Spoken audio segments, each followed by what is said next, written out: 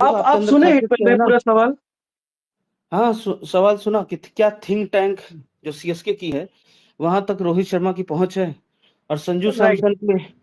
संजू सैमसन के करियर में रोहित शर्मा का क्या हाथ है, कितना हाथ है भी कि नहीं है।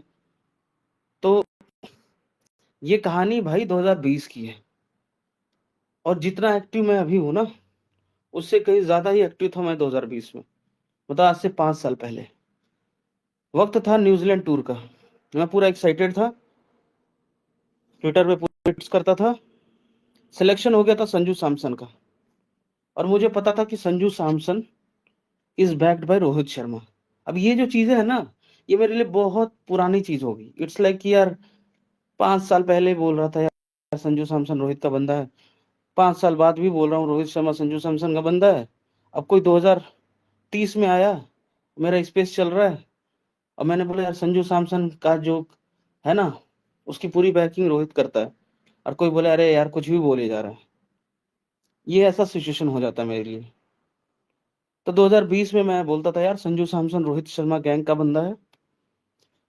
और उस T20 सीरीज जो हुई थी न्यूजीलैंड के खिलाफ साल 2020 में, उसमें संजू सैमसन, ऋषभ पंत, ये दोनों रोहित के बंदे थे। सामने था के एल राहुल से कंपटीशन था। विराट कोहली के एल राहुल को खिलाता था। अब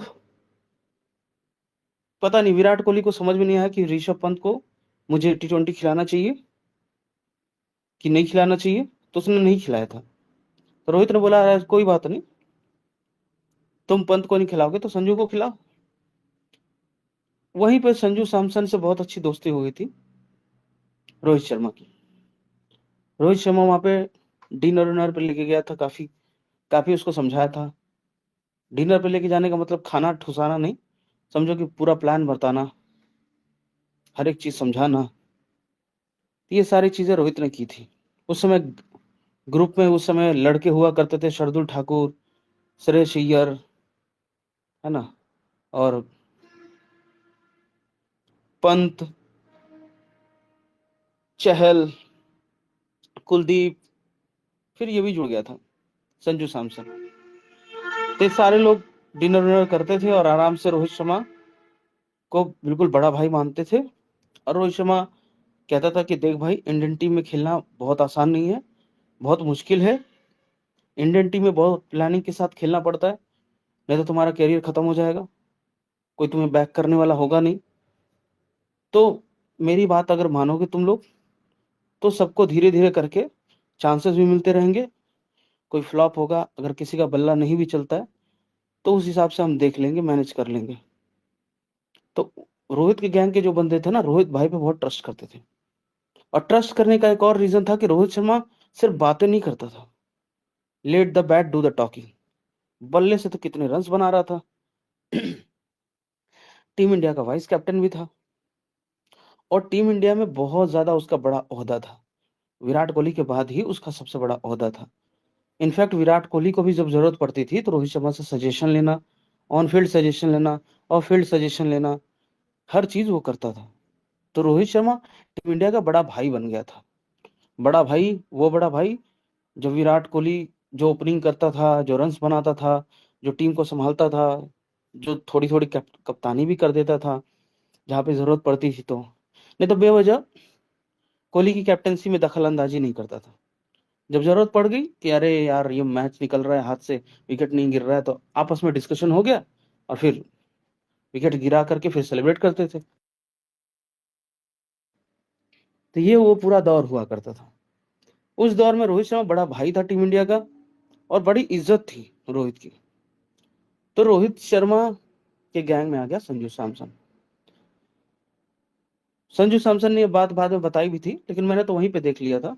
बाद में इंटरव्यू दे करके बताया कि न्यूजीलैंड टूर था, रोहित भैया थे, बोले चलेगा डिनर। मैंने बोला हाँ चलो भैया। और उनके गैंग में बंदे बंदे थे, मजा आया। बहुत अच्छे हैं, बहुत फ्रेंडली हैं। ठीक है। तो इस तरह से उसने एक्सप्लेन किया। लेकिन समझो वो रोहित शर्मा का गैंग का बंदा हो गया। 2020 गुजरा, 2021 आ गया। 2021 में ज्यादा T20 नहीं हुए थे, कोविड का टाइम आ गया था। और ईशान किशन आ रहा था। ईशान किशन उस समय क्या हो गया था, कोहली गैंग का बंदा हो गया था। तो Ishan Kishan, KL Rahul, Kohli gang, Sanju Samson, Rishabh Pant, Rohit gang, 2 versus 2, ये सीन हो गया था। 21 के वर्ल्ड कप में ईशान किशन खेला, केएल राहुल भी खेला, ऋषभ पंत भी खेला, संजू सैमसन बाहर। तो ये सिचुएशन हो गई। 21 के वर्ल्ड कप बाद कप्तानी रोहित विराट की चली गई। रोहित ने कहा ईशान किशन को मैं खिलाना नहीं चाहता। ये रीजन क्या है, एज ए ओपनर खेलना चाहता है, और एज ए ओपनर अभी उसकी जगह नहीं बनती। ठीक है, क्यों खेलेगा कैसे? मैं शिखर धवन के साथ ओपनिंग कर रहा हूं, और T20 में अगर ओपन कराना तो इसके साथ मैं ओपनिंग नहीं कर सकता। ठीक है, मुझे इसके साथ सेटिंग नहीं बैठती, ये अजीब सा खेलता है। तो रोहित ने साफ मना कर दिया कि मुझे ईशान किशन के साथ ओपनिंग नहीं करनी। मुंबई इंडियंस में भी वो क्विंटन डिकॉक के साथ करता था, ईशान किशन के साथ कभी ओपनिंग नहीं की। और साल 2021 के टाइम में, जैसा मैंने बताया था आपको, कि side by side Mumbai Indians Rohit के अगेंस्ट भी हो गई थी। पांड्या गैंग क्रिएट कर चुका था मुंबई इंडियंस से रोहित को हटाने के लिए, लेकिन रोहित शर्मा का भी दबदबा था, उसके अंदर बहुत सारे लोग सपोर्ट कर रहे थे, इसलिए रोहित शर्मा को हटाना इम्पॉसिबल था उस वक्त के लिए। तो खास करके जब आप 5 IPL ट्रॉफी जीते तो आपको हटाना मतलब खतरे से खाली नहीं। हटाने का मतलब ये है कि यार फ्रेंचाइजी का जो ओनर है वो बहुत तगड़ा पेला जाएगा कि भाई ये क्या हो गया, पागल हो गया क्या, मतलब 5 ट्रॉफी जीतने के बाद हटा दिया। समझ गए भाई, मतलब लोगों को कैसे, मतलब ये कैसे समझ में आएगा, 5 ट्रॉफी जीता, अगले सीजन में कप्तानी से हटा दिया। ऐसा हो सकता है क्या? ऐसा भी होता है।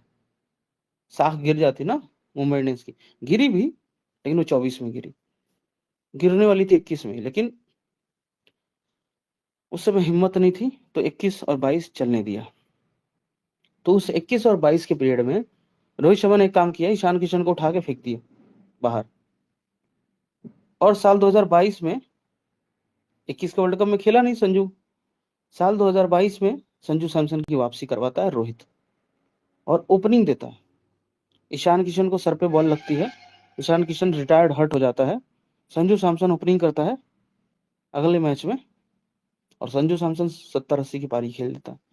बहुत तारीफ होती है, बहुत बातें होती है कि संजू सैमसन बहुत शानदार प्लेयर है। रोहित खुद स्टेटमेंट देता है कि अगर आप किसी प्लेयर को देखना चाहोगे ऑस्ट्रेलिया में वर्ल्ड कप खेलते हुए, दैट इज संजू सैमसन।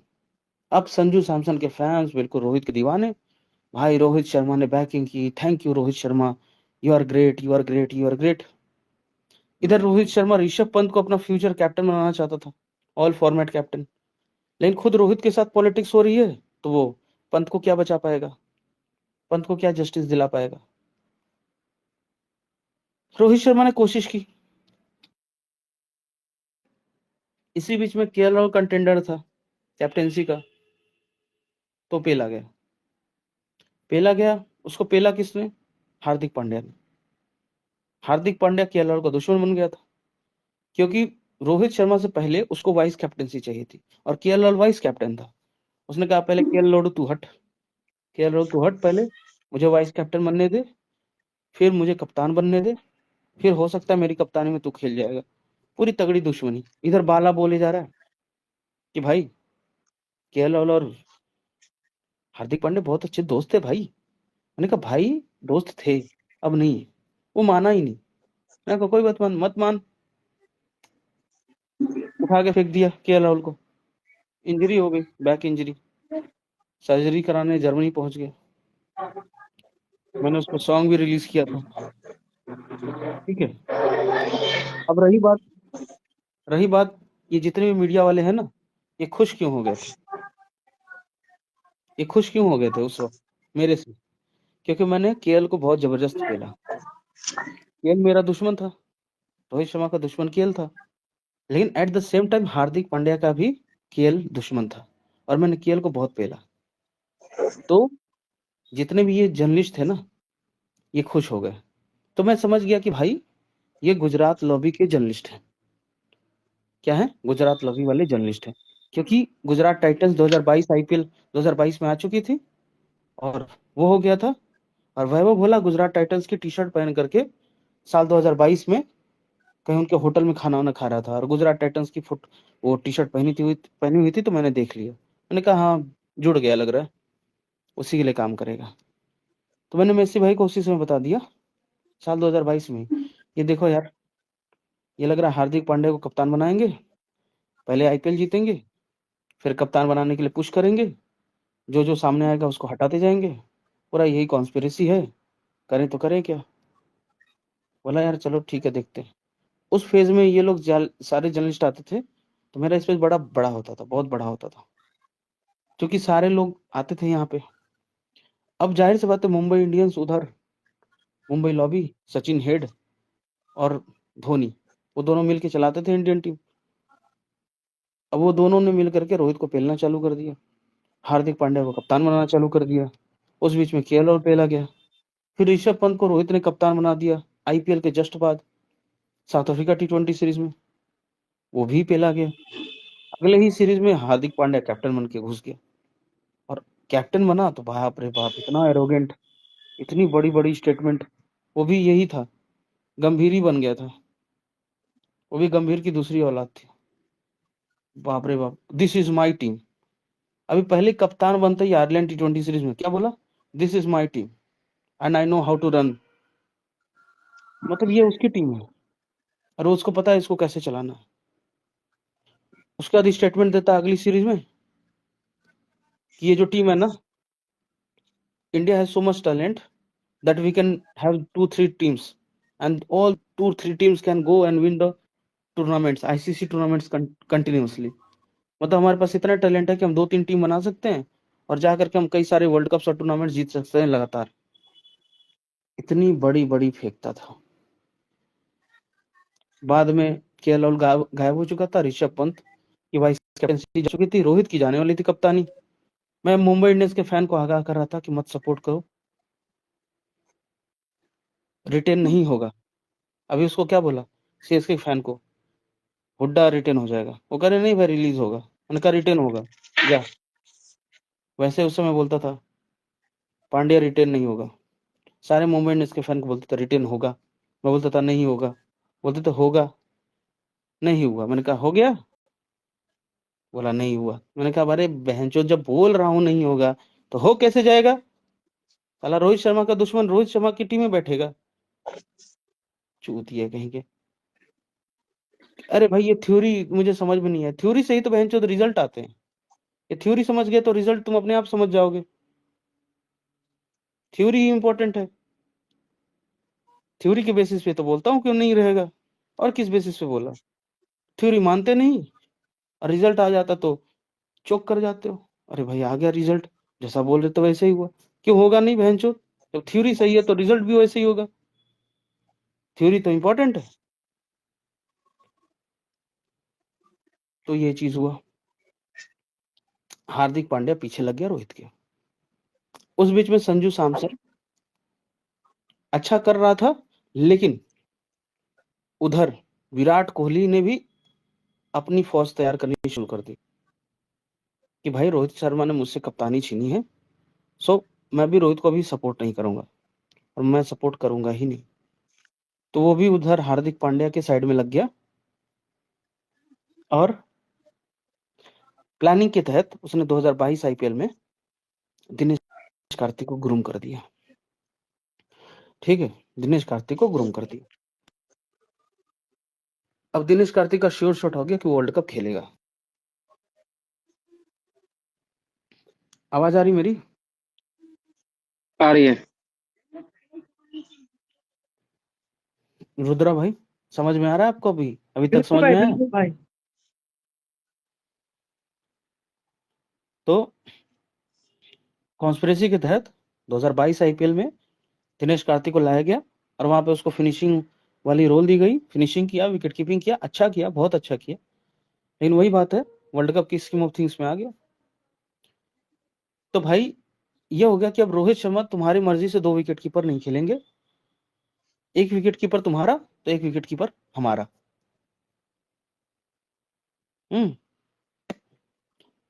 तो क्या हुआ, एक विकेट कीपर जो था पंत था, तो उनका एक विकेट कीपर बन गया दिनेश कार्तिक, और संजू सैमसन फेल आ गया। तो मैं 2022 में संजू फैंस खूब आते थे, 100 लोग तो संजू फैन होते थे। और अब तो स्पेसेस भी नहीं करते, वो सब थक चुके हैं। शुरू में एनर्जी होती है, शुरू में पैशन होता है, और जब आपके आइडल के साथ गलत हो जाता है तो आप खुद छोड़ देते हो। छोड़ो बहनचोद, कौन बोले, कौन बात करे। जब पॉलिटिक्स ही करनी है तो क्या समझ में आएगा। तो लोगों ने हार मान लिया बाद में, लेकिन उस समय पूरी एनर्जी में थे। तो मैं बोलता था देखो आपस में मत लड़ो। पंत फैन संजू फैन आपस में लड़ते थे, मैं कहता था लड़ो मत, पंत और संजू एक हैं। पंत और संजू को दोनों को रोहित ही बैक करता है, लेकिन पंत हमेशा फर्स्ट चॉइस रहेगा, संजू हमेशा सेकंड चॉइस रहेगा। उसका कारण ये है कि संजू सैमसन कोई रोहित शर्मा का फ्यूचर कैप्टन नहीं है, जबकि रोहित शर्मा का फ्यूचर कैप्टन पंत है। तो पंत को ज्यादा प्रेफरेंस देना पड़ेगा ना। और ये बात संजू को पता है, लेकिन संजू फैंस को नहीं पता है, और वो इनसिक्योर हो करके लड़ते थे। लेकिन मैंने बहुत कंट्रोल करवाया, फैन वार बहुत रुकवाया। 2022 वर्ल्ड कप में वही दिनेश कार्तिक पंत खेल गए, संजू बाहर। बोला अरे भाई तुम्हारा रोहित बैक नहीं कर पाया। मैंने कहा खुद वो बैक नहीं कर पा रहा, खुद वो बैक नहीं हो पा रहा है, पावर उसकी चली गई है, गेम हो गया उसके साथ, क्या कर सकते हैं। तो ये सारी चीजें थी। 2022 हो गया, फिर अब मान लो 2022 खत्म हो गया, अब 2023 आ गया। 2023 में भाई राहुल द्रविड़ आप जानते ही हो, राहुल द्रविड़ हमेशा केएल राहुल को प्रेफर करते थे। उन्होंने 22 के वर्ल्ड कप में भी केएल को बैकिंग दे दी, और रोहित शर्मा की किसी तरह वापसी हो गई 3-4 महीने में। 2023 का आईपीएल में कैप्टनसी सूर्या ने किया था। रोहित शर्मा तो कैप्टन फोटोशूट में भी नहीं गया था। रोहित शर्मा को तो ऐसे 5 ट्रॉफी ग्राउंड में रख करके फोटोशूट भी करवा दिया गया। तो मैंने इन सब चीजों को एक्सप्लेन किया मुंबई इंडियंस फैंस को कि भाई देखो 2023 आईपीएल में सूर्य कुमार यादव कप्तानी कर रहा है, सचिन ने देखो रोहित शर्मा को बाहर बैठा दिया है, सचिन ने देखो कैप्टन फोटोशूट में भी रोहित को नहीं जाने दिया है, और अर्जुन तेंदुलकर को जबरदस्ती डेब्यू कैप भी दिलवा दिया रोहित से ही, और उसी मैच में रोहित को बेंच पे बैठा दिया है, और सूर्य कुमार यादव से कैप्टनसी करवा रहा है। देखो कितना ये नीच इंसान है ना, इतना नीच काम कर रहा है। विराटियंस को तो साफ साफ दिख रहा था, रोहितियंस को भी दिख रहा था, लेकिन रोहितियंस अपनी इंसल्ट समझ करके उस चीज को एक्सेप्ट नहीं कर रहे थे। इंसल्ट समझ रहे थे ना कि इंसल्ट होगा अगर हम एक्सेप्ट करेंगे तो, कि what the fuck Surya, why are you doing the captaincy in place of Rohit Sharma. अगर ये ट्वीट करेंगे तो तुरंत वो कोहली फैंस लिखेंगे paper captain Rohit Sharma is irrelevant. समझ गए। उस वजह से रोहित फैंडम ने पूरा इस थ्योरी को अंदर मानते थे, लेकिन बाहर बिल्कुल एक्सप्रेस नहीं किया, और इनफैक्ट स्पेस भी बनाया मेरे खिलाफ कि इसको एक्सपोज कर दो। लेकिन बहन चोद एक्सपोज क्या करोगे, वो तो हमें पता है कि एक्सपोज करने वाला मैं काम ही नहीं करता। इनफैक्ट जो मैं बोलूंगा वही सही है। तो ये लोगों ने माना नहीं। मैंने कहा कोई बात नहीं भाई, मानो मत, आने वाले वक्त में और भी ज्यादा जान जाओगे। वक्त गुजरा, 23 का एशिया कप, 23 का वर्ल्ड कप खत्म हुआ। हाँ, ऋषभ पंत तब तक एक्सीडेंट हो गया था,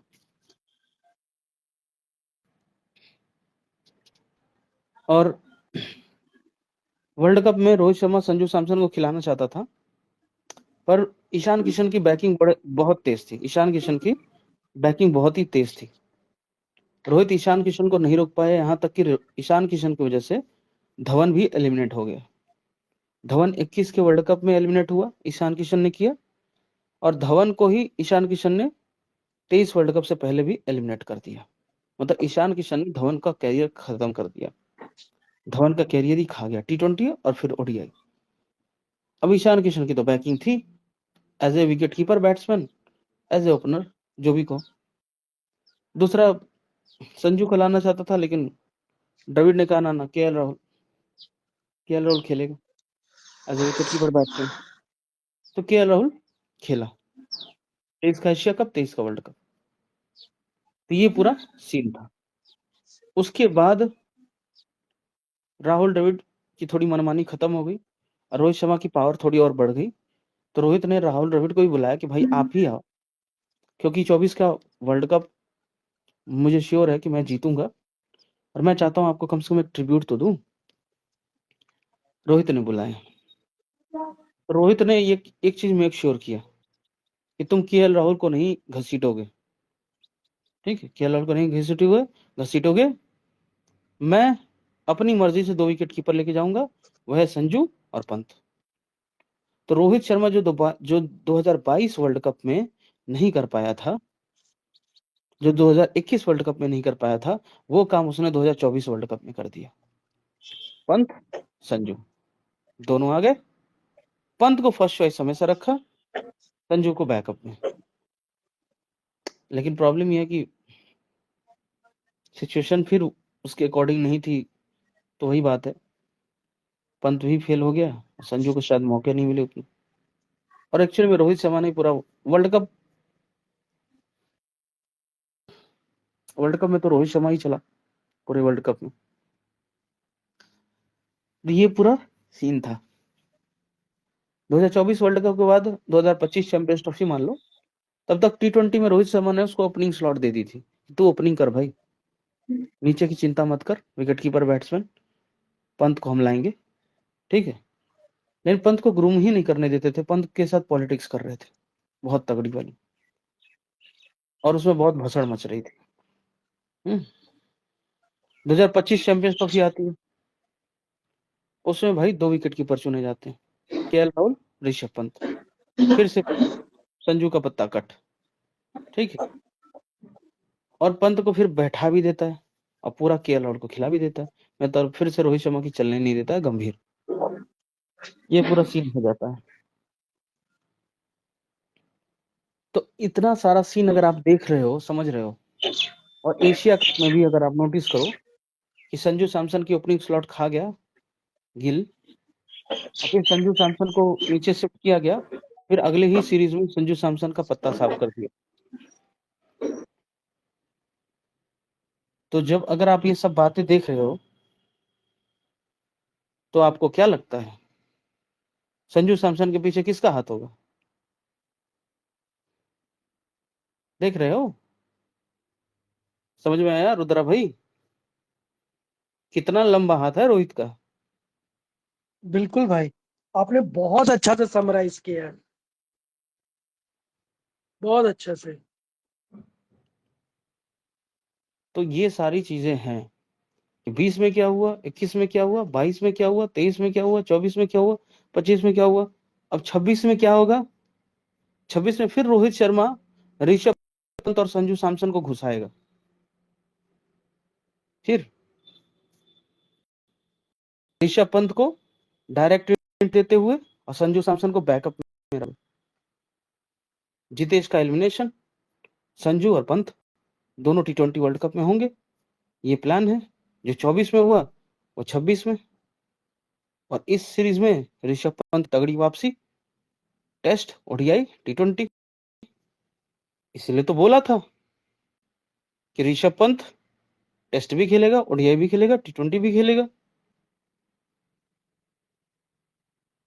प्लानिंग होती है, ऐसे थोड़ी बोल देता हूँ। पास्ट मुझे पता है, पिछले 5 साल का, जब से खेल रहा है तब से पता है। 2018 से पंत का पता है, 18 में क्या हुआ, 19, 20, 21, 22, 23, 24, 25, तो 26 में नहीं पता होगा क्या होगा।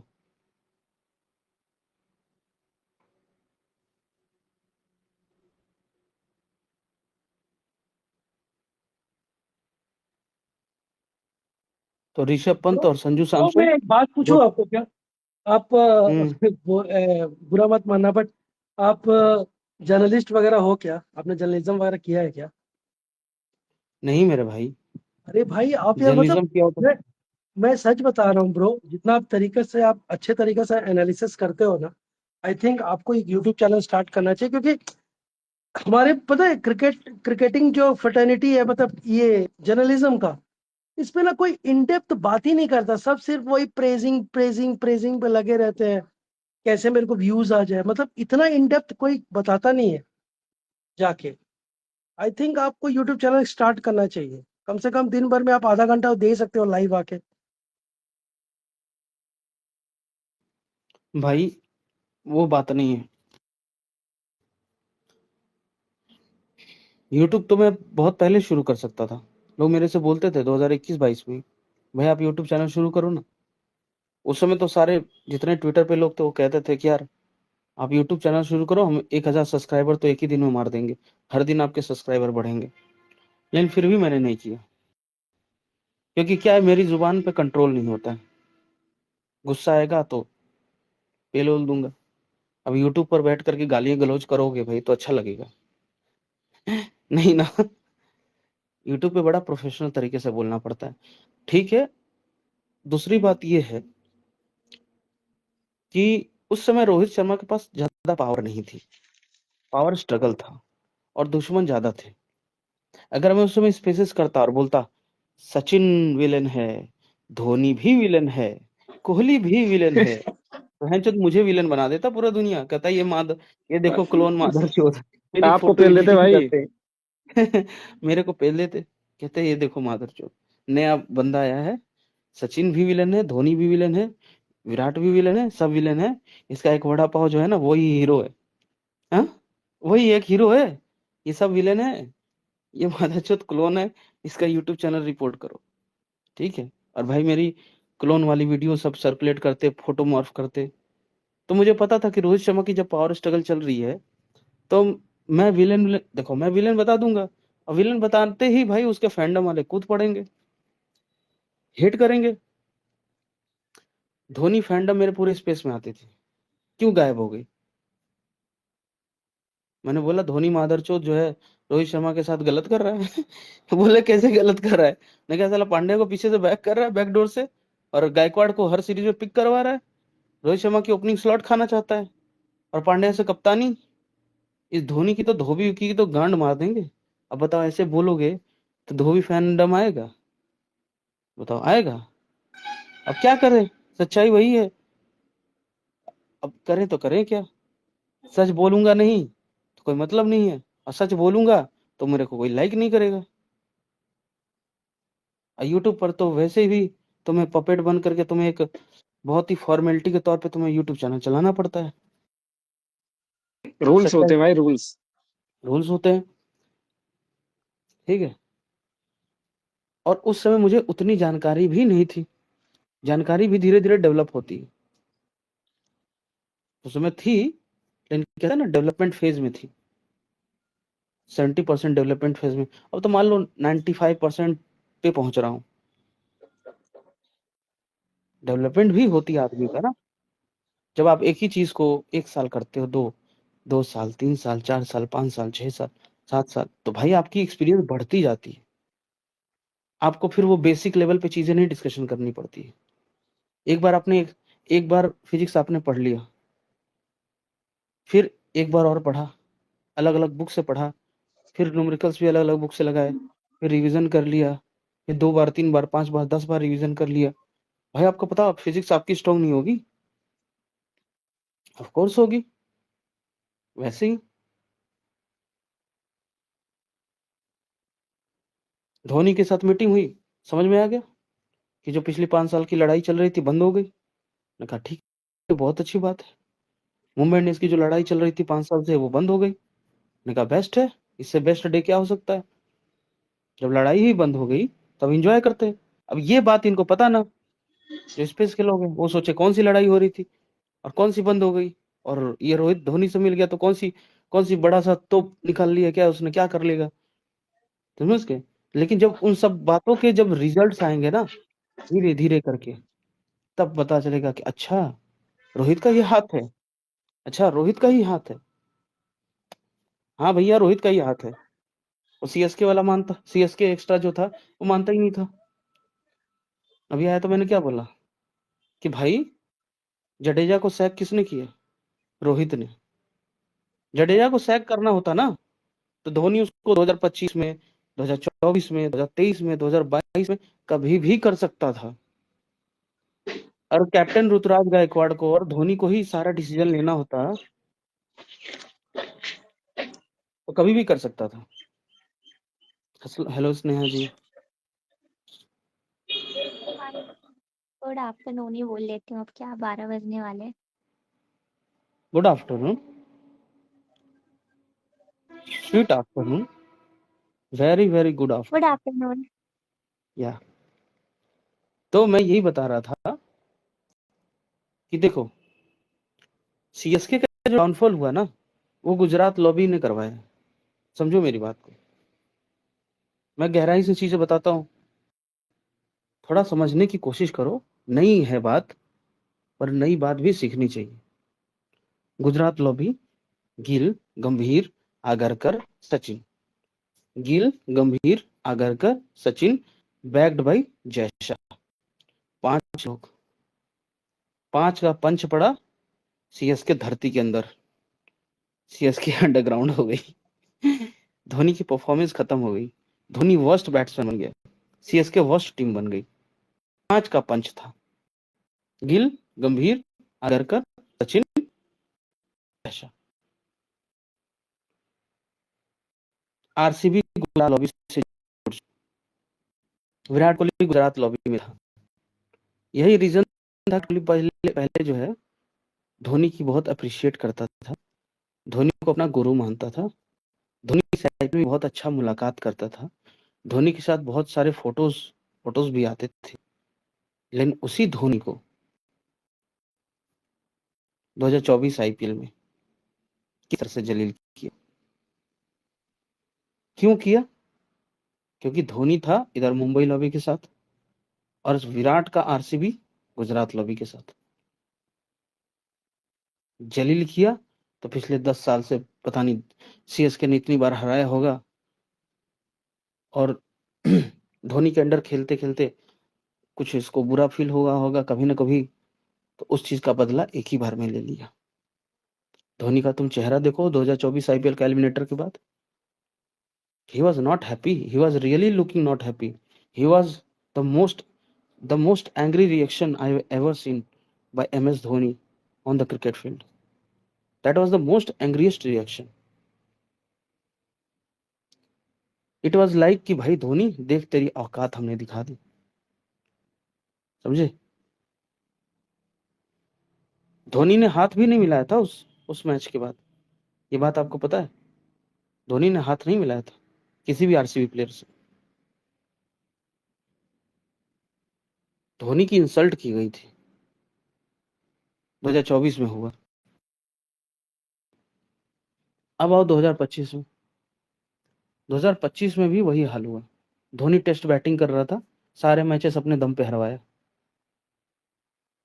बात ये नहीं थी कि धोनी हरवाना चाहता था, बात यह है कि धोनी के ऊपर बहुत प्रेशर था। यही मान लो, यही मान लो कि धोनी के पास, धोनी के ऊपर, धोनी के साथ बहुत पॉलिटिक्स हो गई थी, सीएसके के अंदर भी, सीएसके से बाहर भी। 2025 में भी धोनी खराब परफॉर्मेंस नहीं कर रहा था। स्नेहा जी बताओ, धोनी की परफॉर्मेंस खराब थी कि नहीं थी 2025 में? थी खराब थी। खराब थी। सीएसके कितने नंबर पे थी 2025 में? अरे रो क्यों रही हो आप, बताइए। सीएसके कितने नंबर पे थी? ऊपर से नहीं, नीचे से। लास्ट पोजीशन में भी, लास्ट 9th या 10th ऐसे ही थी। कोई और बताएगा क्लैरिटी के साथ, 9th या 10th?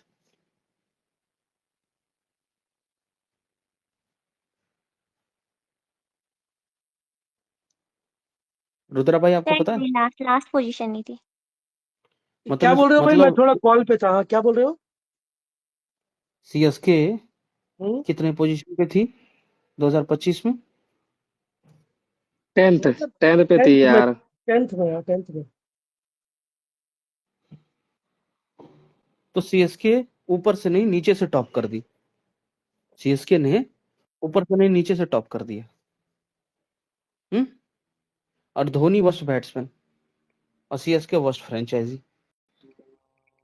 उसके पहले 24 में इन्होंने रगड़ दिया आरसीबी ने एलिमिनेटर में।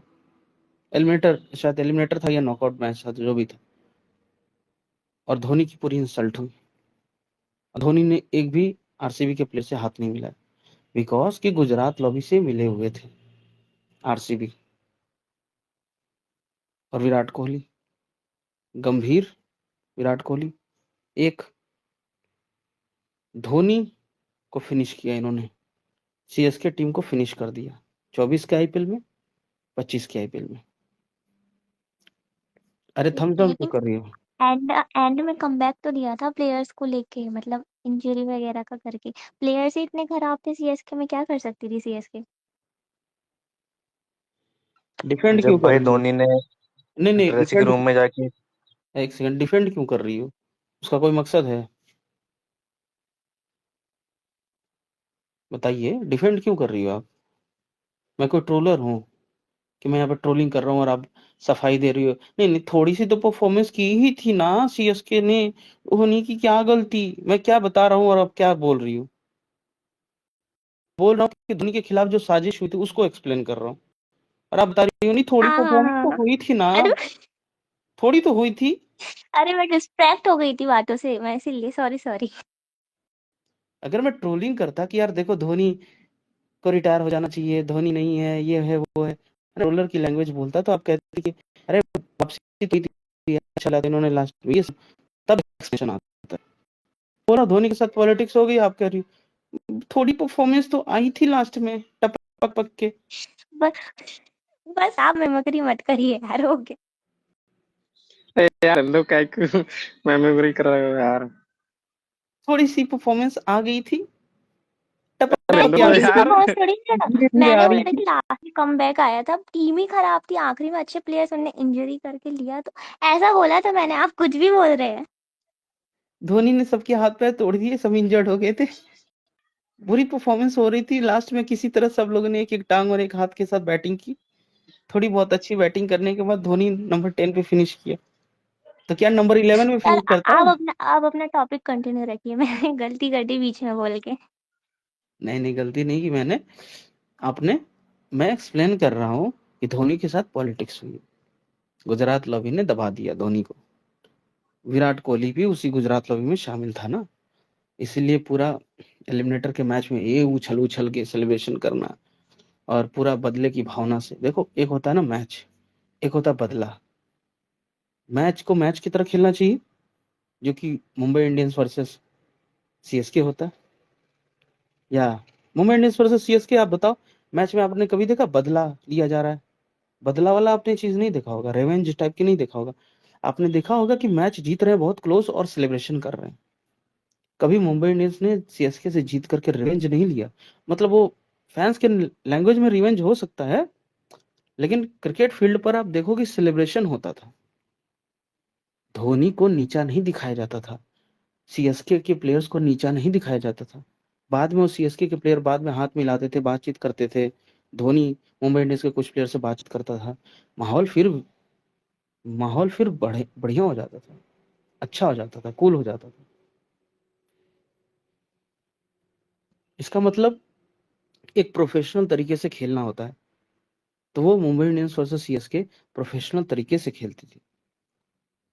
आरसीबी ने खेला नहीं, बदला लिया कि हमें बदला लेना है, उस नजरिए से खेला। विकेट गिरने पे माँ की चोट, बहन चोट, ये वाला चीज किया, और सारे प्लेयर्स को आउट कर करके गालियां दी। तो ये जो चीजें होती है ना, ये खेल भावना को नीचे लेके जाता है, ये बदले की भावना को ऊपर लेके आता है। तो आरसीबी ने वही किया था। कुछ लोग आरसीबी को में अच्छा गेम लगता है, स्पिरिट नहीं है। आरसीबी इसीलिए कुछ ट्रॉफी नहीं जीती थी ना, तो फ्रस्ट्रेशन कहीं ना कहीं निकलती थी। खैर जो भी है, उनका अपना एक तरीका है, उनके फैंस का भी अपना एक तरीका है, उनको वही अच्छा लगता। तो ये चीजें हुई। उसके बाद भाई धोनी की मुलाकात हुई इस साल रोहित शर्मा से।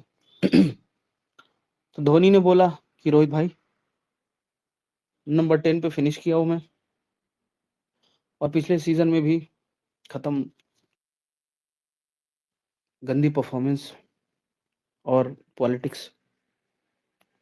रोहित ने कहा, अरे धोनी भाई टेंशन क्यों ले रहे हो, आप मुझसे हाथ तो मिला लो। धोनी ने बोला अरे हाथ क्या, अब गले मिलने का टाइम है, तुम जो बोलो वो करूंगा। बोला अरे यार धोनी भाई देखो, मैं हूं इंडियन टीम में, हूं अभी, इंडियन टीम में भी मेरा दबदबा है, और अगर आप मुझसे हाथ मिला लेते हो ना तो सीएसके के प्लेयर्स का दबदबा बढ़ा दूंगा, सीएसके फ्रेंचाइजी की वैल्यू बढ़ा दूंगा। धोनी ने कहा बिल्कुल। रोहित ने कहा कुछ लोगों को लाना पड़ेगा, कुछ लोगों को नहीं लाना पड़ेगा, स्ट्रेटेजी अपनानी पड़ेगी, तब जाकर के कुछ होगा। तो इधर जडेजा ने रोहित शर्मा को धोखा दे दिया था, जडेजा उसका दोस्त था, अब नहीं है, क्योंकि वो अब गंभीर के साथ मिल चुका है और पंत जगह खा रहा था, यहाँ तक कि पंत की कैप्टनसी भी इंग्लैंड टेस्ट सीरीज में उसी ने खाई, और फिर टेस्ट सीरीज में भी उसने पंत की कैप्टनसी, वाइस कैप्टनसी खाई। तो ये सारे पॉलिटिक्स तो जडेजा खुद इन्वॉल्व है। अब भाई जडेजा एक ऐसा विलेन है, जडेजा एक ऐसा हरामी इंसान है जो सिर्फ फायदा ढूंढता है। मतलब विराट से फायदा, रोहित से फायदा, धोनी से फायदा, सबसे फायदा ढूंढेगा, जिससे फायदा हो गया बेस्ट है, नहीं हुआ तो उसको छोड़ देगा, रिजेक्ट कर देगा, उसके खिलाफ चला जाएगा। जडेजा था तो बहुत अच्छा इंसान, लेकिन उसकी मेंटेलिटी अब ऐसी हो गई यार कि अब मतलब बस मुझे अब अपना अपना बेनिफिट देखना है, अपने बेनिफिट के लिए तो मैं कुछ भी कर सकता हूँ। बस क्या था, जडेजा ने रोहित को धोखा दिया, रोहित ने कहा कि बेटा अब तो सीएसके में तो खेल नहीं सकता, क्योंकि धोनी भाई ने तो सीएसके मेरे हाथ में दे दी। रोहित ने कहा धोनी भाई एक काम करो, संजू सैमसन को लेके आओ और बनाओ उसको विकेट कीपर। हाँ मतलब आप जब तक खेलोगे तब तक आप विकेट कीपिंग करो, पर आपके बाद संजू सैमसन।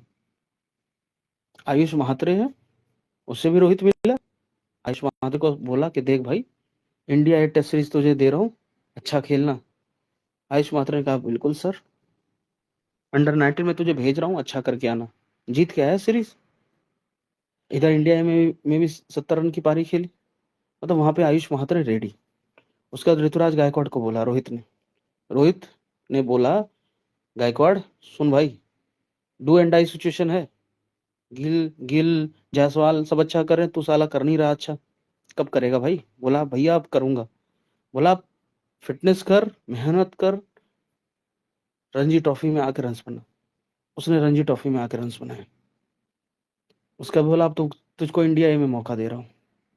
आया, लेकिन अभिमन्यु ऐश्वर्यन आगे था ना, खेला। अब चलो अच्छा हुआ फेल हो गया, 2 डक बनाया है, ये तो गायकवाड़ के बेस्ट हो गया। अब गायकवाड़ खेलेगा अगला। रोहित ने कहा अरे बेटा तेरे को टेस्ट ही सिर्फ नहीं खेलना है, ओडी भी खेलना है। बोला अरे गायकवाड़ बोला सच में? बोला हाँ, जा वाइस कैप्टन बन जा, इंडिया ए में वाइस कैप्टन, और तिलक वर्मा कैप्टन। तिलक वर्मा तो खुद रोहित शर्मा की फैमिली है, रोहित शर्मा का फैमिली मेंबर है। रितिका भाभी उसको वैसे ही ट्रीट करती है, अपने बच्चे की तरह। मैंने उस पर संदेह इसलिए किया था क्योंकि गंभीर के साथ मिल करके उसने मतलब गंभीर को भी धोखा दिया और मुझे भी धोखा दिया कि वो गंभीर का बंदा है, समझे? मतलब वो गंभीर की गैंग में घुस के वो अंडर कवर रोहित एजेंट बन करके उसने अपना पूरा मजा लूट लिया। एशिया कप की पूरी हाइप तिलक वर्मा लेके चला गया। और बाद में पता चलता है तिलक वर्मा तो रोहित का बंदा निकला। रोहित ने कहा प्रैंक हुआ है आपके साथ। समझे, ऐसा भी होता है। अब आप बोलोगी ऐसा नहीं होता तो क्या होता? अरे भैया तिलक वर्मा अगर पता चल गया होता कि रोहित का बंदा है, तो बर्थडे के दिन जब ड्रॉप कर सकता है तो एशिया कप के फाइनल के दिन ड्रॉप नहीं कर सकता था? एशिया कप के फाइनल के दिन ड्रॉप कर देता, रिंकू सिंह को खिला देता, किसी को भी खिला देता। ये साला तो मनबड़ इंसान है। गंभीर क्या किसी की सुनता है? ये तो लुच्चा है, लफंगा है, ये तो कुछ भी करता। तिलक को खिलाया, तिलक फाइनल में हीरो बन गया। हीरो बनने के बाद अब क्या? गंभीर के थोड़े वो कर लिए, पैरों टच कर लिए। गंभीर को लगा हाँ मेरा चेला है, मुझको क्रेडिट देगा, मुझको क्रेडिट देगा। इधर इंडिया ए में भी सिलेक्शन हो गया ओडीआई सीरीज में कैप्टन के तौर पे। मुझे भी लगा साला गंभीर तो इसको पुश किए जा रहा है, पुश किए जा रहा है। बाद में पता चला, चीजें तो पता चली जाती है। बाद में पता चला भाई ये तो रोहित का बंदा निकला। रोहित ने कहा भाई साहब आपके साथ प्रैंक हुआ है, आपको शॉक लगा है, आपको झटका लगा है। गंभीर और तिल मिला गया कि साला ये कौन कौन Rohit Sharma under cover agent बन के मेरी टीम में खेल रहा है, उन सबको निकालूंगा। अब है जो हर चीज पे शक करेगा, कहीं सूर्या तो रोहित शर्मा का अंडर कवर एजेंट नहीं है। हिटमैन भाई, हाँ? वो जो रोहित शर्मा ने वीडियो अपलोड करी थी, जो रील्स डाली थी भाई झटके वाली, तो वो उसी को लेके तो थी, वो गंभीर को दिखाने के लिए। बिल्कुल ये शौक लगा।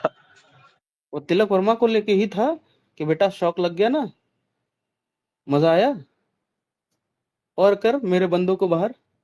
ये चुन चुन के बाहर करता है कौन कौन रोहित का बंदा है। भैया संजू सैमसन, संजू सैमसन, अरे इसको निकालो भाई टीम से। और कौन रोहित का बंदा है भैया? शिवम दुबे, शिवम दुबे को भी निकालो जी। नीतीश कुमार रेड्डी भी, अरे उसको रिटायर करवाओ। और जायसवाल, जायसवाल को तो मौका ही नहीं देना है, हटाओ। पंत, पंत को तो घुसने भी नहीं देंगे।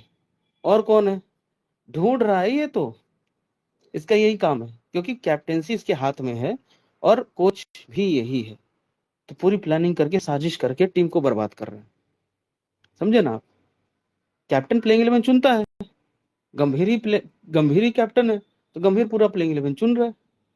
तो गंभीर साजिश के तहत चुनेगा ना, वो जस्टिस थोड़ी करेगा कि कौन परफॉर्मर है। रुद्रा भाई ने एक बात बोली कि परफॉर्मेंस के बेसिस पे आप टीम प्लेइंग 11 डालो, पर रुद्रा भाई वो सुनने वाला कहाँ है? उसके तो अभी गांड में ऐसी मिर्ची रोहित ने डाली है, वो तो अभी तिल मिलाया हुआ है, वो तो अभी और पॉलिटिक्स करने के मूड में है।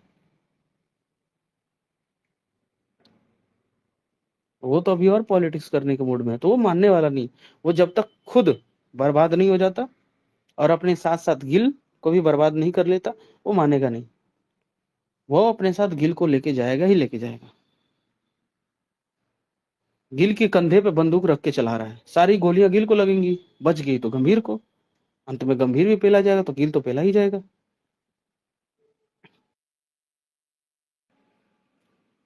तो भाई वहां तो हो गया प्रैंक। अब परसों से शुरू हो रही है India A versus South Africa A की ओडीआई सीरीज, जो हम सब रेडी हैं। लाइव स्पेस चलेगी और पूरा मजा लेंगे तिलक वर्मा और ऋतुराज गायकवाड़ का। तिलक वर्मा भी रोहित का बंदा, ऋतुराज गायकवाड़ भी रोहित का बंदा, दोनों परफॉर्मेंस करेंगे। कितना मजा आएगा।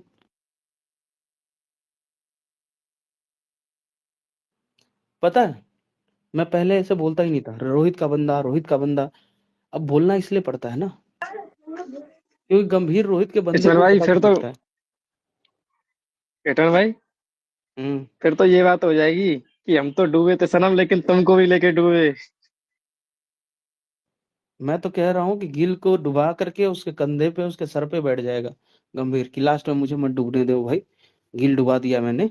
हाँ, तुम्हें गिल को डुबाना था, गिल को डुबा दिया। मैं देख इसके सर पे बैठा हूँ, मुझे मत डुबा। पर रोहित शर्मा उसके सर पे बैठ जाएगा, कहेगा बेटा अब तू नीचे ही जा। हाँ भाई बोलो रुद्रा भाई। भाई मुझे थोड़ा एक और चीज एक्सप्लेन करो अच्छे से कि ये आज के डेट पे जितने भी फ्रेंचाइजी है, मतलब 10 फ्रेंचाइजी है आईपीएल का, इसमें से कौन कौन से जो है गुजरात लॉबी से एसोसिएटेड है? कौन कौन से जो फ्रेंचाइजी है? यार देखो अंदाजा लगा सकते हैं, वैसा कंफर्मेशन तो नहीं है, अंदाजा ये लगा सकते हैं मेरे ख्याल से। एक तो पंजाब किंग्स है, पंजाब लॉबी अलग है, पंजाब किंग्स अलग है, जो मुझे ऐसा लगता फील होता है। Maybe I might be wrong, मैं फिर बताऊंगा पंजाब किंग्स। क्योंकि पंजाब किंग्स में जो भी प्लेयर हैं उनके साथ इंजस्टिस करता है बार बार, उसके साथ इंजस्टिस करता है बार बार गंभीर। चाहे अर्शदीप